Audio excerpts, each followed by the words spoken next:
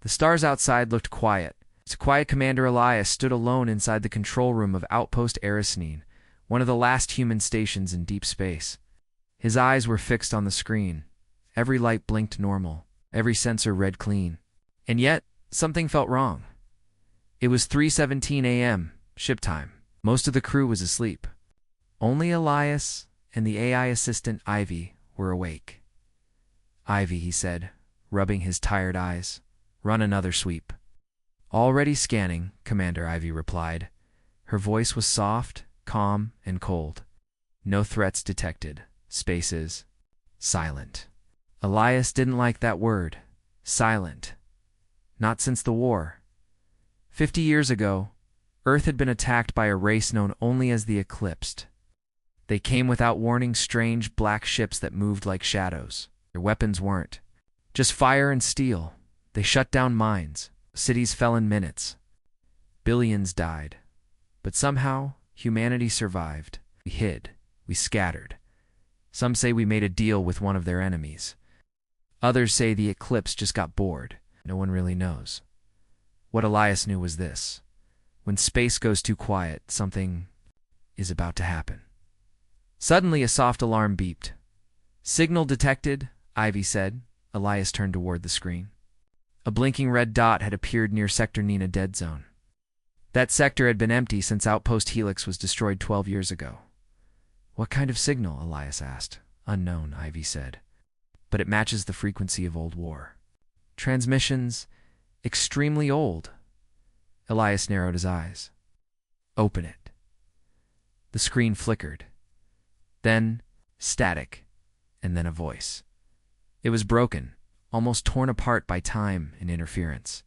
A female voice, repeating one line over and over. "Don't follow the silence. It's not gone. It sleeps." Then the signal cut. Elias stared at the screen. "Replay that," he said. Ivy played it again.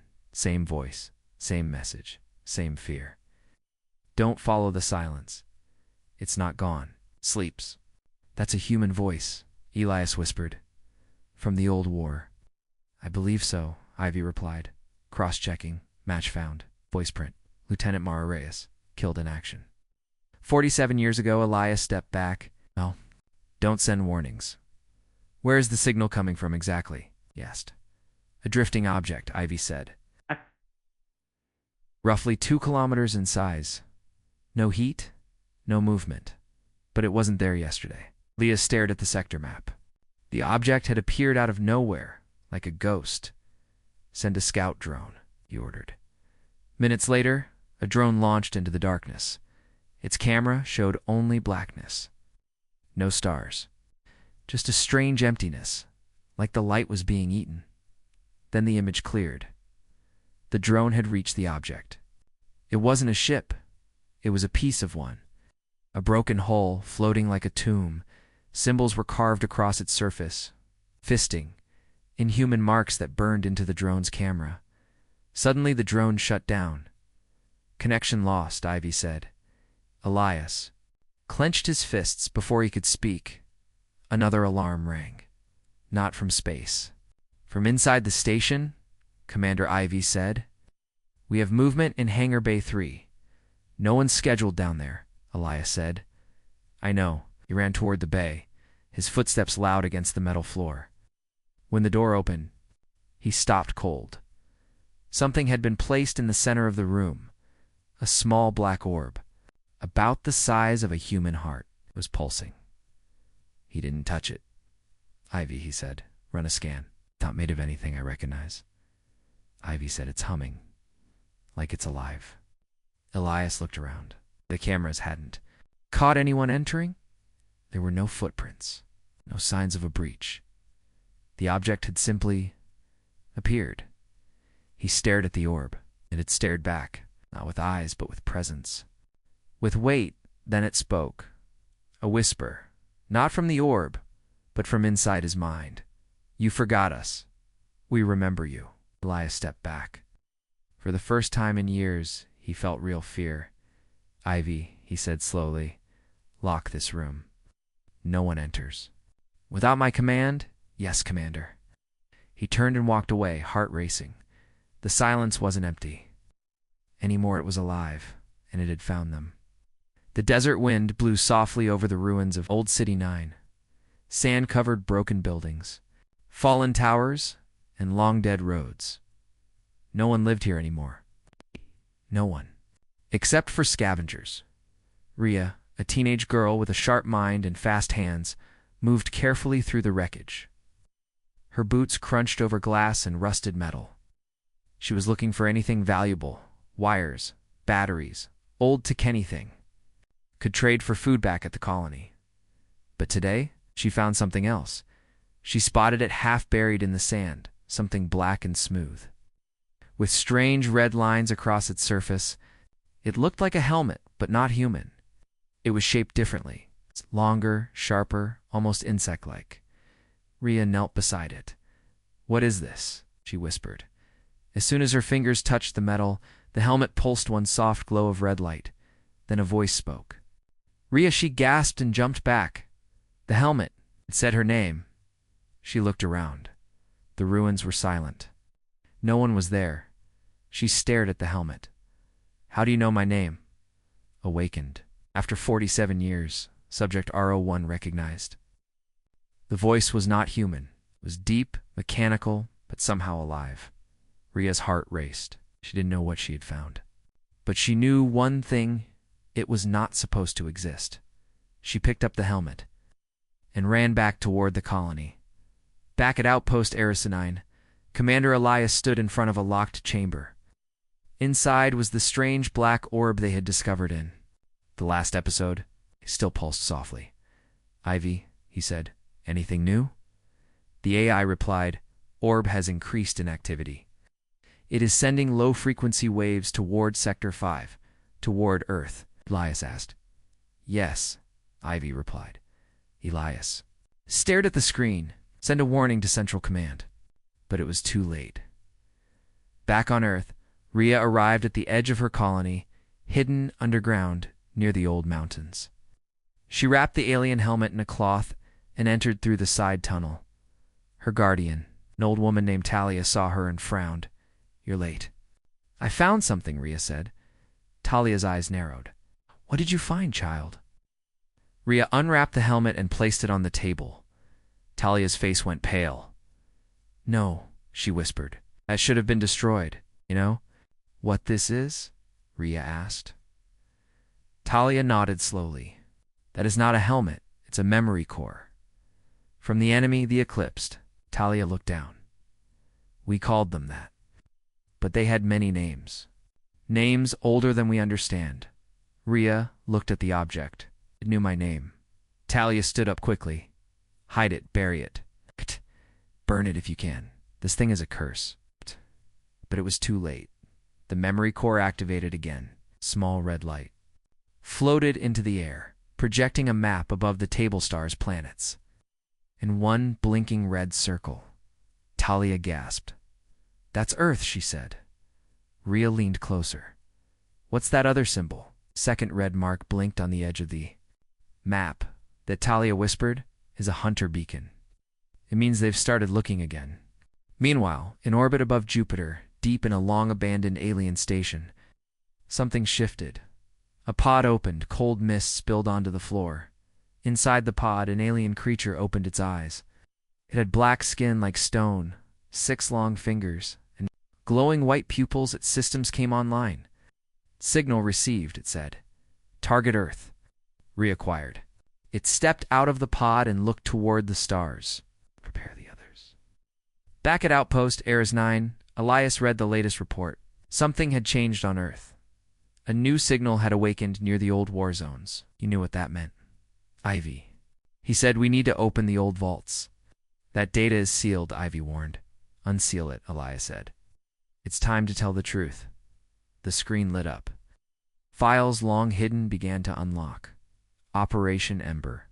Project R Series. Bioweapons. DNA experiments. Children born for war. He saw a name. R01. Subject name Rhea. Elias froze. "She's alive." Back on Earth, Rhea stared at the map floating above her. The stars shimmered, and more red dots began to appear, slowly spreading. Moving toward Earth, she turned to Talia. "What are they?" Talia's voice trembled. "They are coming back." Space above Mars was quiet, but not empty. A patrol ship named Guardian 6 moved slowly along its orbit path. Inside, 3 crew members sat at their stations. They had done this same patrol many times. "Nothing ever happened until today, Commander." "Lyra," said the pilot, "I'm picking up an old signal. Weak. It's coming from the edge of Sector Delta 5. Lyra leaned forward. "That's not on our route." "What kind of signal?" "It's human, but ancient. Like 40, maybe 50 years old." Lyra's eyes narrowed. "Play it." A few seconds passed. Then the ship's speakers crackled. "This is Captain Ellen Voss. Final log. Do not trust the ceasefire. It was a lie. They're not gone. They're hiding, watching." Then static. The crew went silent. That voice, Lyra whispered. "That's impossible. Died during the last war." The pilot nodded. Her ship was lost. No survivors. "But now her voice just showed up out here," said the engineer. "What does that mean?" Lyra stared at the screen. The signal came from a small object floating in orbit. A derelict ship. Long abandoned. "Change course," she ordered. "Let's check it out." The patrol ship arrived. An hour later, through the viewing window, the crew saw a strange recaf, a spacecraft, its metal ripped apart, floating slowly above Mars. "We've found debris before," said the engineer, "but not like this." Lyra nodded. "Send a drone in. Let's see what's left inside." The drone floated forward, its camera showing every detail: burnt walls, broken lights, and strange black markings burned into the hull, symbols that did not belong to humans. Suddenly, the camera picked up movement. Everyone leaned in. A figure sitting in the pilot's seat. Unmoving, wrapped in a torn uniform. The name tag said, Evos. Lyra gasped. "It's her. She's still on the ship? After all these years?" The pilot whispered. "No life signs," Ivy said. "She's long dead." But what?" Lyra asked. "The ship's power core is active," Ivy replied. "Something is keeping it alive." Then the lights in the wreck blinked once, and the drone feed cut out. Back on Earth, Rhea sat in the colony's old tech room, staring at the alien helmet's memory core now fully active. The map it showed had changed. Now, red lines moved across. The stars, showing paths, movement, coordination. She didn't understand all of it. But one thing was clear. Earth was not alone. She turned to Talia. "They're planning something. A return." Talia nodded. "I feared this. I thought we had more time." "I need to know what I am," Rhea said. "Why that thing calls me RO1. Talia hesitated. "We're born from the ashes of war. The government used alien tech to create a new kind of human. Stronger, faster, sharper minds." "You mean I'm not normal?" Rhea asked. Talia gave a sad smile. "You're not less, you're more. You were made to survive. When others couldn't." Rhea looked down. Her hands shook. Back in orbit, Commander Lyra gave the order to recover the wreck as they pulled it into docking range. A hidden panel on the derelict ship cracked open. A black mist poured out, silent, slow, almost invisible in space. It drifted toward the patrol ship. The sensors blinked. Ivy, Lyra asked, "What is that?" "It's unknown biological substance. It is scanning us." Then a soft voice echoed through the ship's speakers. "Not human, not machine. Remember your kind. You forgot the war, but the war never forgot you." Every light in the ship blinked off. The crew shouted. Then dash power returned. The ship was unharmed, but something had changed. Their systems now showed dozens of red dots around them, invisible, silent, watching at Outpost Ares 9. Commander Elias stared at a map of Earth's orbit. New energy signatures had appeared near Mars. He recognized the patterns. They matched the ones from the old war logs. "It's starting again," he whispered. "Ivy," he said, Bring up the Ember files. More data filled the screen, images of dead cities, strange weapons, lost missions, and one final file. The deal. Elias opened it. 50 years ago, Earth didn't win the war. They made a deal with one faction of the enemy, traded secrets for survival.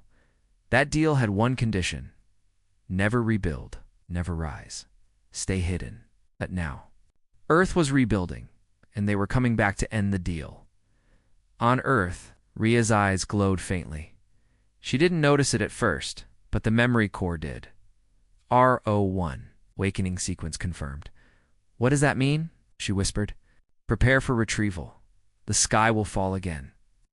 Ria looked up, and far above, in orbit, the red dots began to move. The sky above Earth was clear. The sun rose slowly, casting golden light over the mountains and ruined cities below, in Colony Arc 3. People went about their work as usual, repairing solar panels, harvesting food, fixing broken machines. After decades of hiding, humanity was starting to rebuild. Life was beginning again. Then the sky changed. It started with a deep hum so low it could be felt in the bones. Birds flew away. Lights flickered. Machines stopped. And then clouds parted. High above the colony, a massive alien ship hovered in the sky. It made no sound. It cast no shadow. It just hung there, like a nightmare made real. The people froze. It looked like a floating black fortress miles wide, smooth and dark, with glowing white lines running along its hull.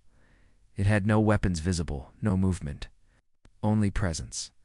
Terrifying. Heavy presence inside the colony. Ria ran to the surface and looked up. Her eyes widened. It's not attacking, someone whispered. Why is it just watching us? Asked another. Talia stood next to Ria, her face pale. They've returned, and they're testing us. In orbit, Outpost Ares 9 went into emergency mode. Unknown vessel detected above Earth, Ivy reported. Size 7 kilometers. Not responding to hails. No weapons fired. Commander Elias stared at the screen. His chest tightened. This isn't a scout, he said. This is a warning to who? Asked his officer. To us, Elias said. And maybe to someone else. He turned to Ivy. How long can we hide the ship's presence? Not long. Every orbital station has eyes on it. Then it's time, Elias said. Launch Project Horizon. Far above Earth, deep in the mountains, a secret base opened. Gigantic metal doors slid apart, revealing hidden launch pads from beneath the ground. 4 sleek black fighter ships rose into the light. These weren't normal ships. They were experimental Earth's first real attempt at space combat since the old war. Each one was small, but deadly, equipped with alien tech fusion cores and plasma engines. They had no names, just numbers. Ria and Talia watched as they rose. Into the sky? We weren't supposed to build those, Talia said. I know, Ria replied, but now we need them. Back inside the alien ship, the silence broke. A sound almost like a whisper spread across the globe. It wasn't words. It wasn't a voice. It was a signal, one that humans couldn't hear, but others could. Across the stars, hidden ships powered up. Creatures in stasis opened their eyes. The old army was waking up. Ria's helmet, now fully active, began to pulse, floated into the air, spinning slowly, and then projected something new. A human face. It was a man, young, dark-eyed, wearing a pilot's suit. If you're seeing this, it means the sky is burning, the message said. This is Captain Aaron Voss, last of the Ember Division. We knew this day would come. The ceasefire is broken. The Watchers have returned. You must fight, or you will fall. Then the image faded. Ria turned to Talia. I have to go. Go where? To the base. They built those ships for people like me. In orbit, Elias watched the fighters reach the edge of space. No enemy movement yet. No weapons fired. It's just the silence of a giant ship that should not be there. Then it moved. Just a few meters, not an attack. Skandavi reported. We are being scanned biologically. What are they looking for? Elias asked. The night was quiet over the Earth colony. But inside Ria's room, things were changing. She sat on the floor, shaking, sweat dripping from her forehead. The alien memory core hovered in front of her, glowing bright red. Her hands burned with heat and her skin shimmered under the moonlight. Her heartbeat was fast, too fast, and her eyes were glowing. Talia stood at the door watching in silence. She knew this day would come. "It's starting," she said softly. Ria looked up. "What's happening to me?" Talia walked over and sat beside her. "You're not like the others," she said. "You were born during the war. One of the Ember children?" Ria asked. Talia nodded. "A project. A secret one. After the first attacks, Earth's leaders feared extinction. So they started something dark. They used captured alien DNA to create new humans' children who could survive and maybe win." "They made me," Ria whispered. Talia's face was sad. "Yes, but when the ceasefire came, they shut the program down, killed most of the children, hid the rest. And me? I took you," Talia said. "I raised you as my own. I hoped you'd never wake up." Ria stared at her glowing hands. "So I'm not normal. I'm a weapon." "No," Talia said. "You're hope. But hope is dangerous to them. Far." Above Earth, the alien ship still hovered silently in the sky. It hadn't fired. It hadn't moved until now. Without warning, a single drone detached from the ship. Long and black, with curved wings and blinking red lights, it dropped from orbit heading straight toward the colony. Outpost Ares 9 caught it first. Unidentified object descending. Ivy said. "Estimated impact zone. Earth colony, Arc 3, Elias." "Stood up. Sound the alert. Get those fighters in the air." In the colony, alarms blared. People ran to shelters. Ria stepped outside and looked up at the falling drone. It wasn't firing. It wasn't hostile, but it was coming. She closed her eyes, and the memory core responded. Her mind filled with images of other children like her, locked in labs, tested. Some older, some younger. One by one, their names flashed in her mind. R-02, R03, R07. She wasn't alone. She was never alone. Suddenly her body felt lighter. Her feet lifted off the ground just a little. Sparks danced on her skin. Talia gasped. "You're activating." Ria looked at her hands. Flames of pure light curled around her fingers. But they didn't burn. They felt natural. The drone slowed above the colony. Then it stopped midair, and it spoke. "R01, surrender. Return for integration." Ria stepped forward. The drone shifted. A beam of red light locked onto her chest. A sound charged up, low and deadly. Ria raised her hand and, for the first time, she pushed back. A blast of light shot from her palm, hitting the drone and throwing it backward through the air. It spun, caught fire, and exploded in the sky. People watched in silence. Ria floated back to the ground. Her eyes still glowed. At Outpost Ares 9, Elias watched the explosion on screen. "She fought it," his officer said. Alone, Elias nodded. "I saw the files. She's R01, the most advanced of the Ember children, and now they know she's alive. They'll come for her," Elias said. "We need to reach her first, in space, inside the alien." Ship. Something changed. The ship began to open, massive plates sliding apart, revealing deep chambers glowing with red light. Dozens of smaller ships began to move inside a teach, one shaped like a blade. Sleek and silent, a voice echoed through the ship. "Target awake. Flame protocol engaged. Send the Reapers." That night, Ria couldn't sleep. She sat outside the colony walls, looking at the stars. Her hands no longer glowed, but she could feel power inside her now. It wasn't just strength. It was memory. She could remember things she had never seen: lab doors, codes, faces of people long dead, and a dream. She had seen it since she was a child, a world on fire, her standing in the middle of it, alone. She didn't want that dream to be real. Talia sat beside her. "You lit the sky today. They'll come for me now," Ria said. "Yes," Talia replied. "But they'll find you ready."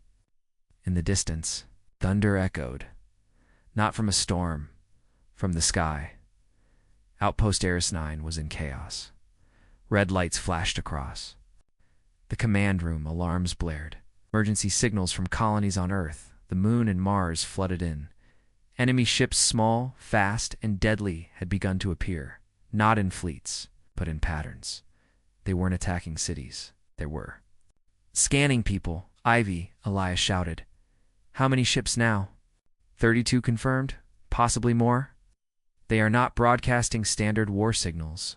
They are selecting." "Selecting what?" Ivy paused. "They are searching for Ember-class humans."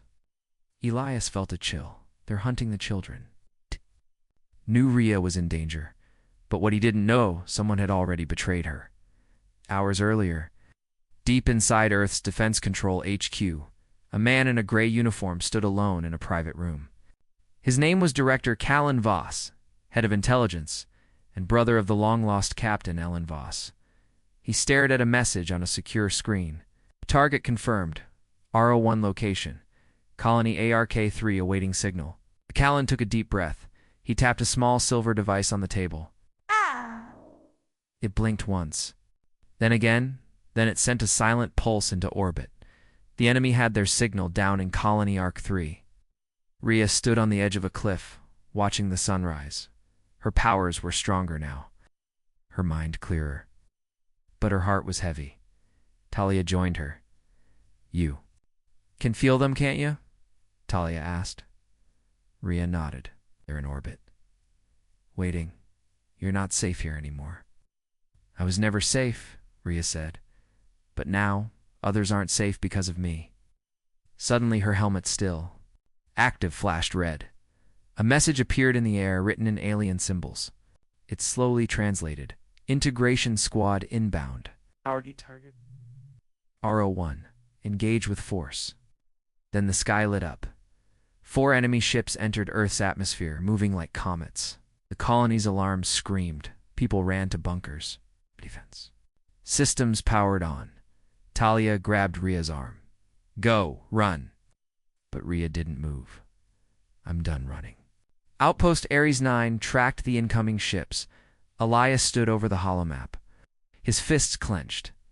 "Those ships are heading straight for her," he said. His officer frowned. "Why aren't they attacking other colonies? They don't care about cities," Elias said. "Only Rhea. They want to either take her or destroy her." "Ivy," he shouted, "get me a list of all Ember-class survivors." The screen filled with names, but something was wrong. "Half these names," Ivy said, "have been accessed recently by Director Voss." Elias froze. "What? Why would he?" Then it hit him. He gave them the list. Elias whispered, "We've been compromised." In orbit, one of the alien ships opened mid-flight. A black creature dropped from its belly-long arms, sharp legs, glowing eyes. It didn't fly. It fell. Like a blade, it landed just outside Colony ARK-3 with a thunderous crash. Dust and fire flew into the air. People screamed. Then a second creature dropped, and a third. They didn't speak. They didn't scan. They hunted. Rhea walked into the center of the colony. Her eyes glowed with fire. The strange energy inside her was no longer hiding. It moved through her like a second heartbeat. The first alien charged. She didn't run. She raised her hand, and the ground exploded under the creature, throwing it backward into a wall of flame. The second alien jumped from behind, but Rhea turned just in time, grabbing its arm. The moment she touched it, her skin lit up with blue fire. The creature screamed. It disintegrated into ash. The people watching were silent, afraid, and in awe. Rhea wasn't human anymore. She was something more. Far away, Elias stepped into his ship. "I'm going to Earth," he said. His officer looked shocked. "You'll never make it through the orbital wall." "Then I'll burn through it," Elias said. "We can't leave her to fight alone." Meanwhile, Director Callan Voss stood inside his high tower, watching the red dots blink across his screen. Dozens of Ember targets. Dozens of tracking signals. One by one, the dots turned black, killed, captured. He spoke to himself. They were never meant to survive.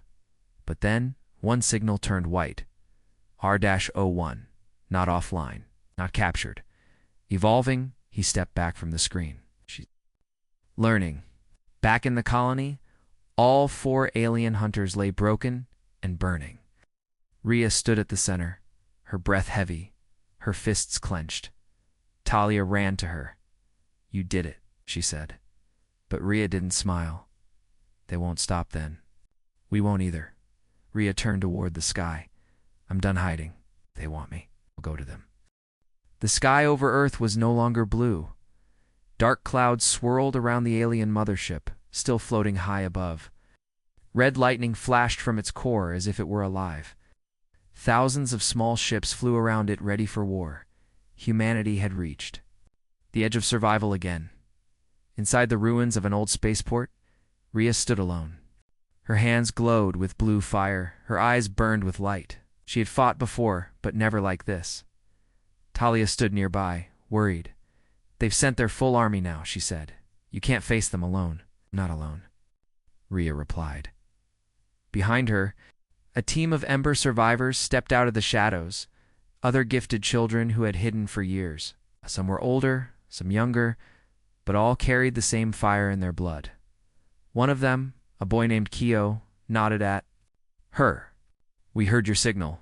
We're ready." In orbit, Commander Elias pushed his ship into high speed. A dozen enemy drones chased him, firing blasts of energy. His ship shook. "Ivy," he said, gripping the controls, "I need a direct path too." "The mothership will not survive close-range contact," Ivy replied. "I'm not planning to survive," Elias said. The drones fired again. One blast hit the left engine. Smoke filled the cockpit. "I just need to get Rhea inside," he whispered. Down on Earth, the Ember team launched from the spaceport.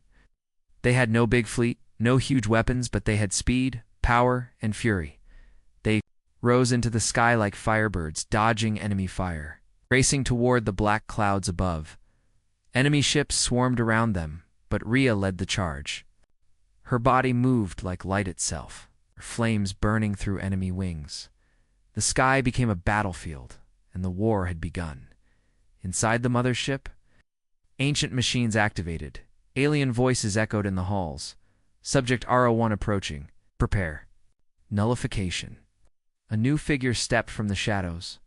It was tall, dark, and armored in shifting metal. Its face was hidden. Its voice deep. "She will not reach the core." This was the Harbinger, the leader of the Watchers. The one who had planned Earth's extinction long ago. He raised a blade made of energy and turned toward the command chamber. Rhea broke through the final wall of ships. Her fire cut a path through space. Her team followed her, shielding each other. Commander Ilias's ship appeared beside them, smoke pouring from its side. "Rhea," he said over the comms, "I'll clear you a path. Get inside that ship. End this." She looked at him. "He'll die." He smiled. "Someone has to open the door." Then he turned his ship and slammed into the side of the mothership, creating a massive explosion. The fireball tore a hole. In the alien walls, Rhea flew straight through it. Inside the ship, the halls were dark and alive. Walls moved, lights pulsed, sounds whispered. The Ember team fought their way through the corridors, using powers and skill against machines that moved like smoke. Keo was hit by an energy bolt and fell back. "Go!" he shouted. "Finish it." Rhea kept going, her steps fast and strong. At the end of the corridor, a giant chamber opened, and the Harbinger stood waiting. "You are not one of us," he said. "I'm not one of you," Rhea replied. "But I'm not just human either." "We're made in our shadow," he said. "Your kind should never have existed." "You tried to erase us," she said, stepping forward. "But we're still here, and now we rise." The Harbinger raised his blade. Rhea raised her fire. They clashed. The battle was like nothing the ship had seen before. Light against shadow, flame against void. The walls shook. The ship groaned. Rhea was strong, but the Harbinger was ancient. His strikes were heavy, its power cold and endless. Rhea fell once, twice. Blood ran from her forehead. Then, from her memory core, a voice echoed, "You are more than a weapon. You are a choice." She stood again. Her fire blazed brighter. Body lifted off the ground. Her hands turned white with heat. She struck one final blow straight into the Harbinger's chest. He screamed. And then, silence. The mothership began to collapse. Outside, enemy ships lost control and crashed. The clouds began to clear. Light returned to the sky. The Ember team escaped, carrying the wounded, but Rhea remained inside. Talia waited on the ground, staring at the sky. A bright flash lit the clouds, then silence. The next day, Earth was quiet. The alien fleet had fallen. Skies were ours again, but Rhea was gone. No body, no signal, only peace. 1 week later, a transmission appeared across all human stations. A voice, calm. "This is Rhea, and I'm not dead. I'm beyond them.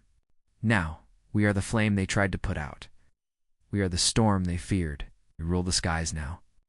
1 month had passed since the Sky War. Earth was quiet now. No more alien ships, no more sirens, no more watchers in the sky. The people had survived, but they had not won alone. They had risen with fire, with courage, and with something the enemy never understood. Hope, inside Outpost Eris 9, Commander Elias stood near the large window watching the stars. His arm was in a sling, and his face still carried scars, but his eyes were clear. "Ivy," he said softly, "is there any new signal?" The AI's voice replied, "Yes, Commander." A repeating transmission. Same source, same message. Elias nodded. "Play it." The screen lit up. A faint shimmer of light formed into a figure. It was Rhea. Her body looked different, now stronger. Brighter, her eyes glowed not with fire, but with something calm. She had become something more. To all survivors, her voice said, "This is Rhea. I'm alive." Elias smiled. "I knew it." In the rebuilt Earth colony, people gathered. Around screens, radios, even old projectors. Everyone listened. Children, elders, soldiers, scientists. All eyes were on the sky. "The enemy tried to erase us," Rhea said. "They thought we would forget. They thought we would fall, but we didn't. We rose. We fought, and we remembered who we are." Her voice echoed across every channel, every station, every city still. Standing, we were not made to bow. We were made to fly. Talia sat near the colony garden, holding Rhea's old helmet in her lap. She touched the red lines and smiled. "You were never just a child," she whispered. "You were a spark." Small child nearby asked, "Is she coming back?" Talia looked at the sky. She never really left. High above Earth, a new station was being built. Not for hiding, not for war, for exploration, for defense, for unity. The Ember survivors had chosen to lead Atrea's team, now known as the Sky Guard. They wore no special armor. They needed none. Their names were enough. Keolani, Mira, others like them. Children once hidden. Now heroes, they had taken up Rhea's message and built something new. A flame that would never die again. Back. At Ares 9, Elias stood before the council. "We cannot go back to fear," he said. "The skies were never theirs. They only borrowed them. And now," someone asked. He smiled. "Now they're ours." Far beyond the solar system, a hidden world burned. The last of the Watcher's ships crashed into its black seas. There. Control systems failed. Their signals vanished. They had underestimated the humans. They had thought them weak, but they were wrong. One last log remained in the Harbinger's old archive. They were not designed to win, but they evolved. Evolution cannot be controlled. Somewhere deep in the stars, Rhea floated in silence. She wasn't in a ship. She was beyond ships now. The fire within her kept her alive. She could see energy, feel gravity shift, hear the pulse of nearby stars. She had become part of something, greater, something ancient and wild, and she was not alone. Voices came to her ember children from other planets. Other survivors, some human, some not. The fire lived across galaxies. She smiled. This isn't the end, she whispered. This is just the beginning. Then she turned, eyes glowing, and flew toward the stars. Final log, Earth, transmission Rio 1. Broadcast, open source, we were made in the ashes of war. But we chose to rise. We chose to protect, not destroy. To build, not bury. To remember what they tried to erase. They ruled the skies once. Now, we rule the skies. END.